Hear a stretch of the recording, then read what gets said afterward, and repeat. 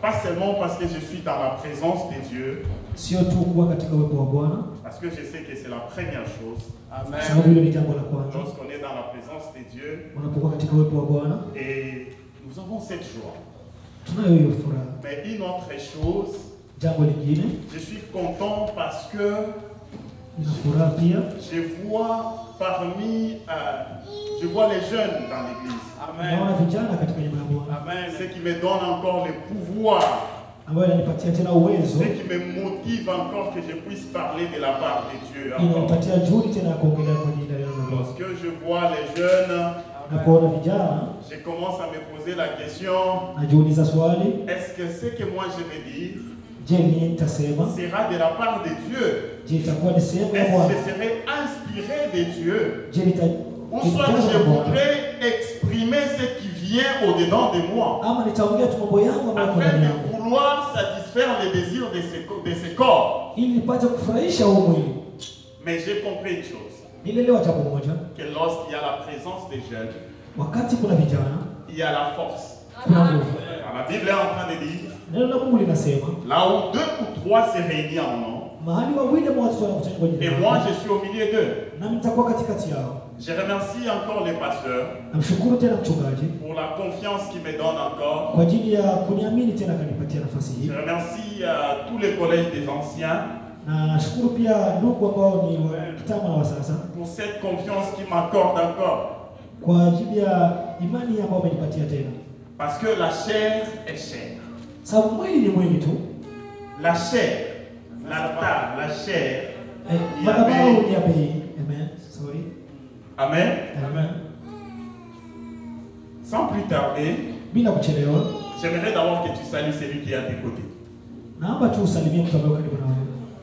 Dis-lui, sois motivé ce matin. Que Dieu soit avec toi. Fais-lui un bon sourire. Quand tu salues quelqu'un, il faut lui faire un bon sourire. Dans la présence de Dieu, hatuwezi kuwa na sura yenye iko frustré, hein? On doit être dans la joie, transformer la joie. Laisse-moi te dire qu'il y a des gens qui depuis le matin, on ne les a même pas encore salués. Hata kumsalimia tu abaya kupatia salamu. Hajui hata nani anaweza kumsalimia. Mais wakati unamsalimia na furaha, unamotiver. Ah, bien-aimé, j'aime bien cette atmosphère. Lorsque nous sommes en train de nous donner des accolades, de nous saluer, de nous demander comment allez-vous. Ah, ça fait du bien. Dans la présence de Dieu, il n'y a que la joie. Bien-aimé, oublie tout ce qui se passe dans ce monde. Oublie tes soucis. Parce que ce matin, je vais t'amener quelque part. Je vais faire un petit rappel. Laissez-moi aussi saluer quelqu'un. Bonjour papa. Comment allez-vous? Bienvenue. Bonjour maman. Welcome. Alors, j'aimerais un peu rappeler ce qu'on a parlé le vendredi. Nous étions en train de parler des œuvres de la chair. Parce qu'il y a les œuvres de l'esprit, mais il y a aussi les œuvres de la chair. Et le vendredi, nous avons épinglé différents points dans lesquels nous avons parlé d'un aspect qui nous attire vers les bas. Et le grand aspect ou la problématique, c'était la chair. Et nous avons dit que la chair fait en sorte que nous soyons toujours connectés à ce monde. Or, la Bible nous rassure que nous sommes dans ce monde, mais nous ne faisons pas partie de ce monde.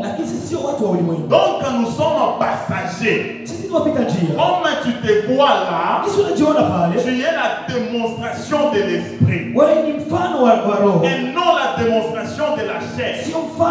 La chair est un revêtement que Dieu a mis afin que tu sois visible. afin que tu sois palpable. Parce que avant que tu sois cette échelle, moi la Bible me dit ceci. Dieu est en train de dire, j'étais connu avant même la conception du monde. Donc, avant que le monde soit créé, il y a eu un toit. Il y avait un pasteur Théo, il y avait papa, il y avait papa Baleke, il y avait tout le monde, mais dans un aspect spirituel. Est-ce que vous me comprenez? Donc nous avons déjà existé. Maintenant, parce que Dieu a vu, écoutez, lorsqu'on dit créons l'homme à notre image, ce n'est pas cette chair, mais c'était l'aspect de Dieu. C'est pourquoi vous allez voir l'homme de ce monde, il n'est qu'un simple souffle de Dieu. Lorsque Dieu retire le souffle, c'est fini. Tu n'es plus. Mais dans le monde spirituel, il y a un toit qui reste.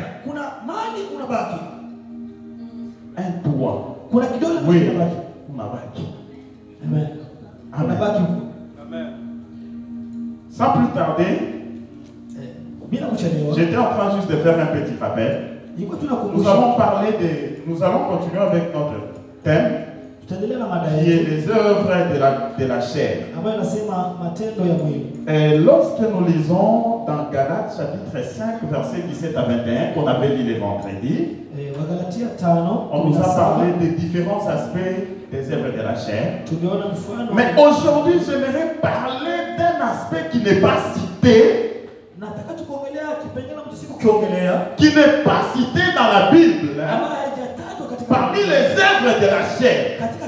Mais lorsque j'ai compris cette chose, et j'ai compris qu'il ne fallait pas éviter cette chose, et je dois parler à l'assemblée des dieux, je vais parler de l'orgueil.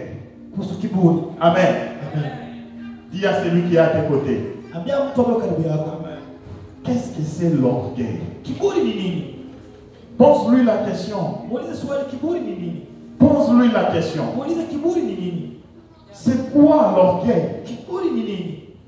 Souvent on se dit, quand je peux poser la question par exemple à papa, au pasteur Théo, selon vous l'orgueil c'est quoi? Est-ce que vous pouvez me donner la réponse? Selon vous, je ne serai pas là en train de vous contredire. Mais donne-moi seulement la réponse, c'est quoi l'orgueil?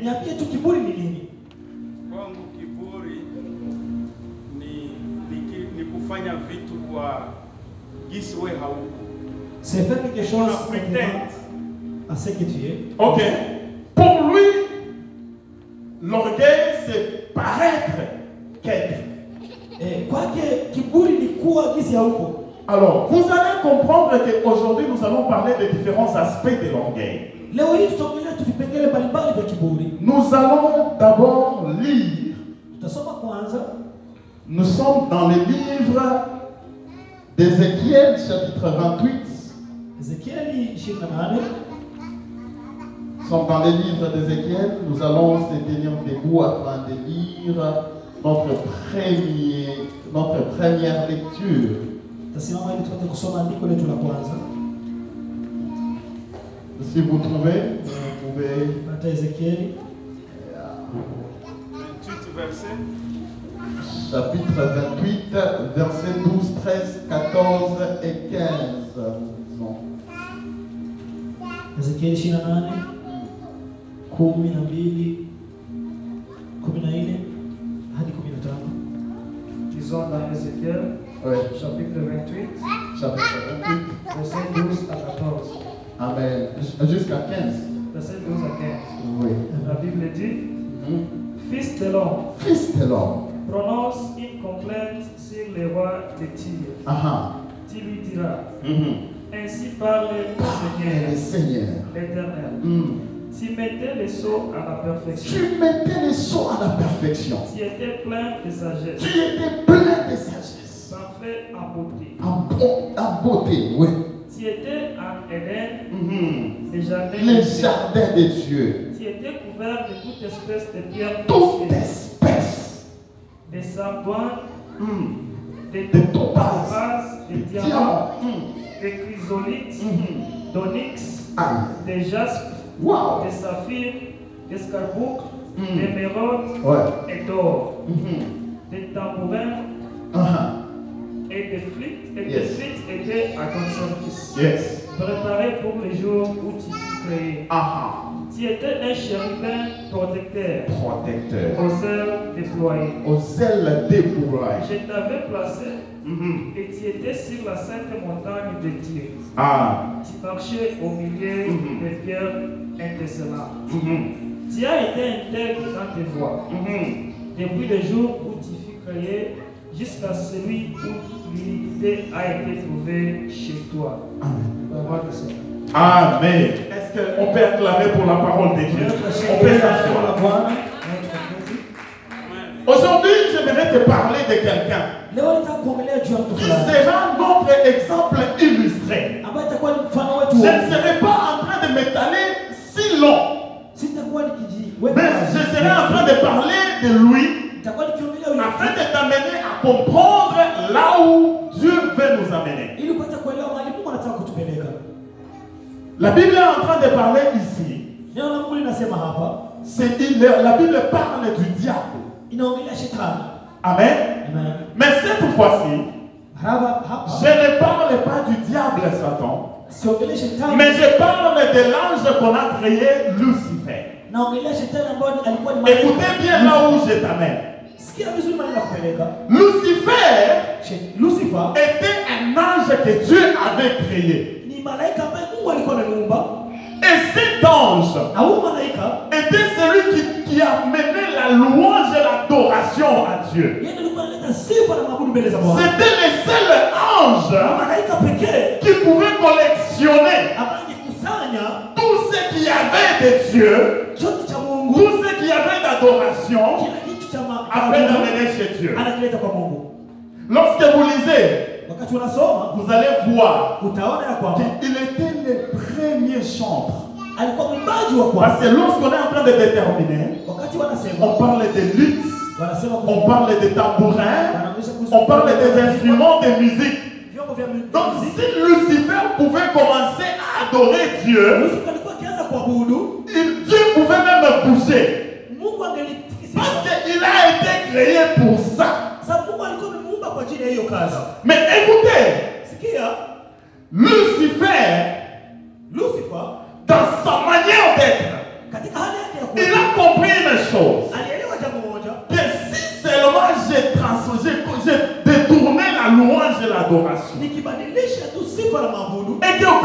qu'on puisse aussi m'adorer, je serai aussi comme Dieu. Écoutez, la première des choses que j'aimerais te dire, le premier péché n'a pas été fait dans les jardins d'Éden. Non. Mais le premier péché a été fait au ciel. Parce que c'était Lucifer qui s'est détourné contre Dieu. Attention, il y a quelque part que je t'amène. J'aime bien ton attention. Parce que tu es calme et tu veux entendre là où le Saint-Esprit va nous amener.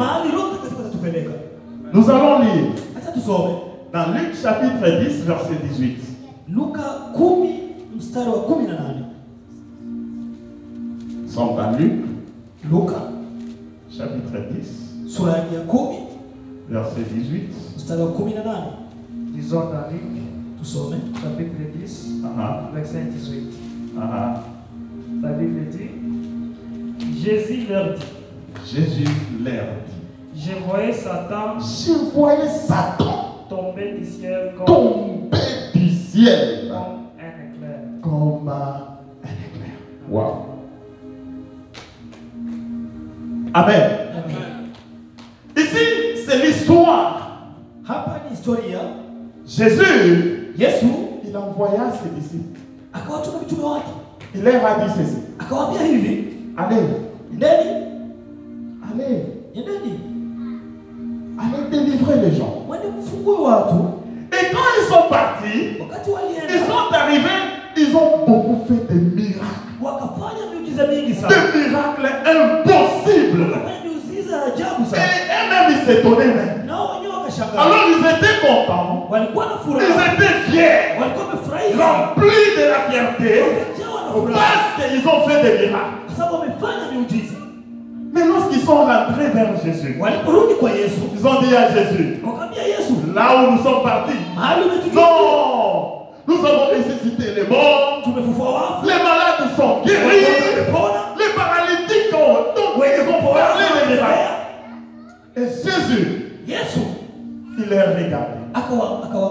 Il dit, pendant que je suis assis ici, je voyais Satan tomber du ciel comme un éclair. Je me suis posé la question. Je dis, est-ce que Jésus avait vraiment répondu à leur question? Non. C'était paradoxe. C'était contraire. Je me disais, Jésus était hors sujet. Comment il peut répondre aux gens qui viennent donner les rapports? Je viens seulement chez le pasteur Théo. Je lui dis, pasteur, tu vois, l'autre fois tu as prié pour moi que j'aille faire les miracles. Je fais le miracle. Je fais ça. Je fais ça. Je fais ça. Mais je l'entends seulement me dire, pendant que tu me parles, je vois les diables tomber du ciel comme un éclair. Écoutez, lorsque nous voyons cet aspect, on peut comprendre que Jésus n'avait pas une bonne réponse. Mais laisse-moi vous dire, pendant qu'ils étaient fiers, ils pouvaient commencer à se frapper sur la poitrine. Que j'ai fait ça! Que j'ai fait ça!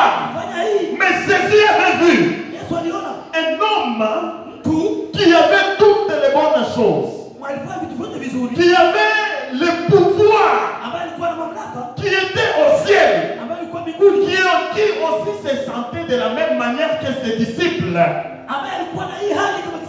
Comme les disciples se sentaient déjà que non, nous sommes déjà des dieux.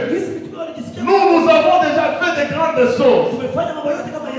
C'est de la même manière que Dieu avait jeté le diable à cette époque. Quand Jésus parlait de cela, il ne parlait pas de cela dans le présent, mais il parlait d'un passé, d'un diable qui était au ciel, qui œuvrait pour Dieu.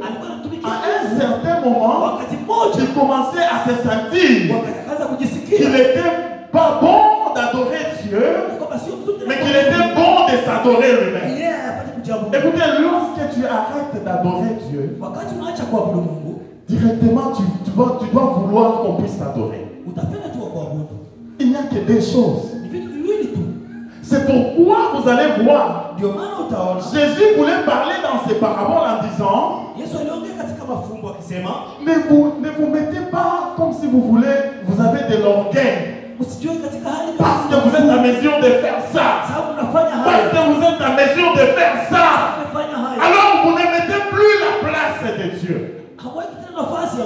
Il n'y a plus la place de Dieu. Et Dieu est maintenant enflé d'orgueil. Est-ce que vous comprenez là où je vous amène? Bien aimé, lorsqu'on parle de la beauté de Lucifer, on voit ce n'était pas la beauté physique. Bien aimé, ne compare jamais la beauté d'un homme et la beauté d'un ange. Il y a toujours deux aspects différents. Attention, le physique est plus cher que le spirituel. C'est pourquoi tu verras, un homme est plus cher qu'un ange devant Dieu. Lorsqu'il perd une âme de l'homme, lorsqu'il perd une âme de l'homme, il le comprend, ça lui fait très mal. Bien aimé, parfois laisse-moi vous dire, il y a des petits aspects que nous oublions. Et parfois on se dit, non, moi je suis quelqu'un qui est timide. Hein? Mais d'autres personnes te trouvent pour un orgueil. Est-ce que vous comprenez cette chose? Moi je peux être là. Le secrétaire me trouve d'un gentil. Quand il voit comme ça, il dit, ah non, le frère Moïse il est gentil. Mais le pasteur Théo à la maison il dit, mais ça c'est un orgueil. Est-ce que vous comprenez cet aspect? Donc on peut avoir des façades sans savoir que nous avons des façades.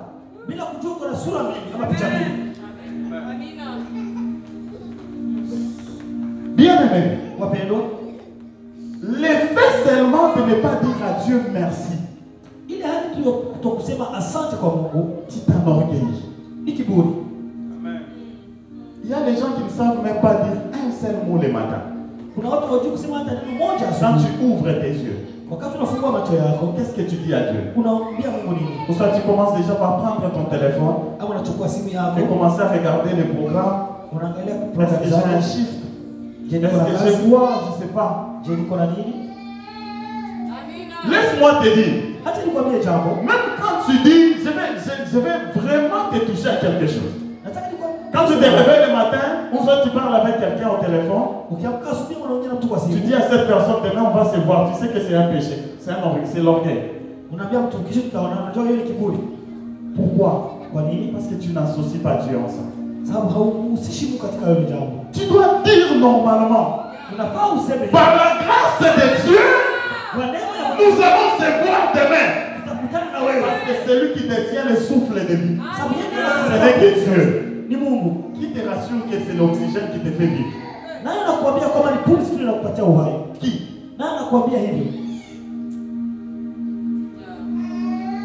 Bien aimé, tu dois reconnaître Dieu dans toutes les choses. Même quand tu veux voyager, et par la grâce de Dieu, mon programme va réussir. Et par la grâce de Dieu, l'église de Philadelphie va avancer. Parce que tu as associé Dieu. Dieu a besoin aussi de son intérêt. Bien aimé, rien dans ce monde est gratuit. Même Dieu a besoin de son intérêt. Quand seulement tu dis, ah, pour cette chose, par la grâce de Dieu, je vais réussir. Il trouve d'abord son aspect à lui comme un Dieu. Il dit que cet homme reconnaît d'abord que je suis son Dieu. Et le reste après. Il y a des gens, laisse-moi vous blesser. Il y a des gens qui ne prient pas. Mais ils sont exaucés. Vous allez me poser la question, mais comment? Lorsqu'il se réveille le matin, il dit merci Seigneur. Seulement ça, il n'a pas fermé les yeux. Parce que pour nous les Africains, on comprend facilement que lorsqu'on ferme les yeux, on commence à crier, on dérange les autres, c'est ça prier. Non.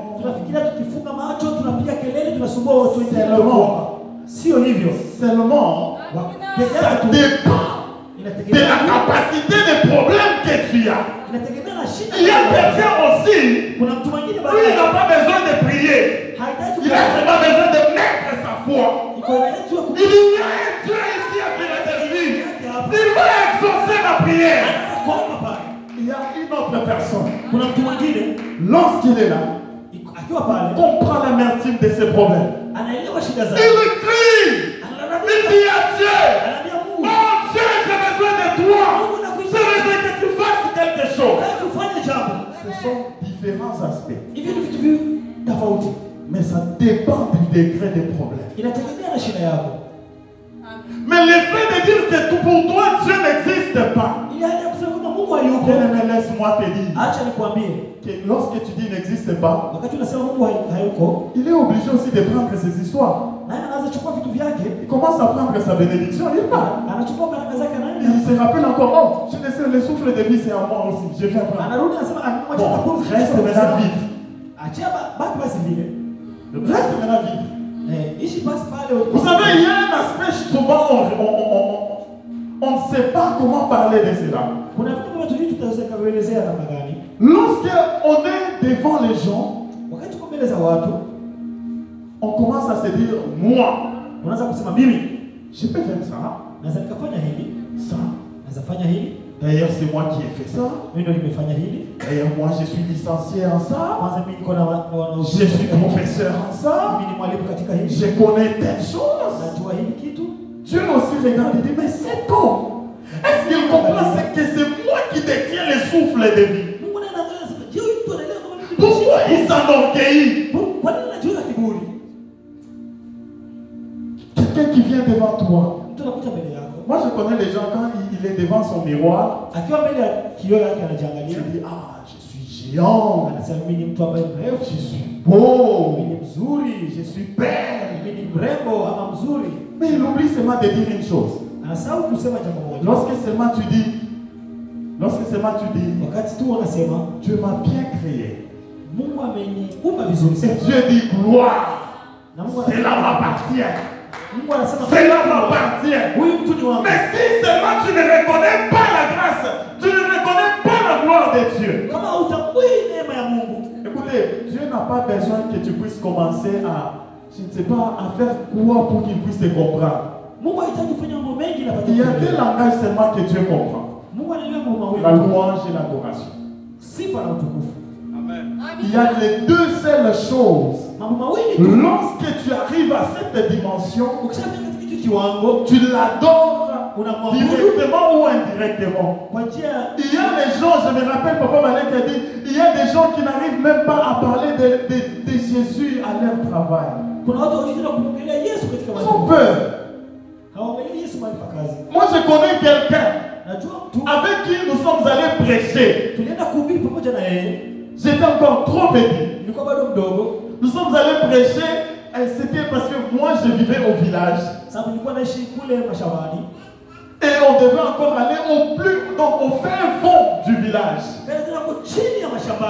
Et quand nous sommes arrivés là-bas, il y a eu un féticheur.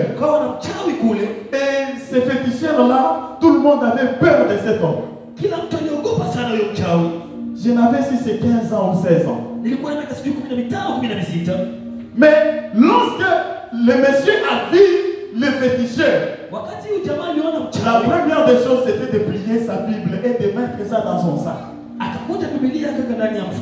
Je lui ai posé la question. Vous mettez la Bible dans les sacs? Je lui ai dit, petit, tu vois le monsieur qui est devant nous. Il peut même nous transformer en coq. J'ai dit, mais est-ce que ça s'est fait? Il dit, oui, attention avec ces messieurs. Et quand on était en train de passer, moi je me suis caché d'un côté de lui. Parce que lui était grand. Je me suis caché. À un certain moment, nous sommes passés. Le féticheur l'a appelé. Et rentre ici. C'était dans ma langue maternelle. Hein. Il lui dit, Jean Kapumo, rentre ici. Et quand il est rentré, il dit, vous allez où? On allait prêcher. Mais le Messie a commencé à dire, nous sommes allés chercher les maniocs. Et après, le Messie s'est tourné vers moi.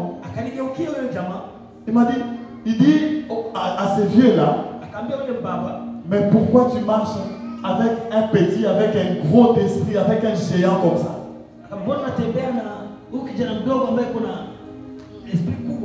Je ne savais même pas c'était quoi l'esprit qu'il parlait. Nous sommes partis. En rentrant, j'ai entendu, on a parlé que le féticheur était souffrant. Je me suis dit, Grand, ce n'est pas l'occasion d'aller prier aussi pour lui parce que tu avais prié.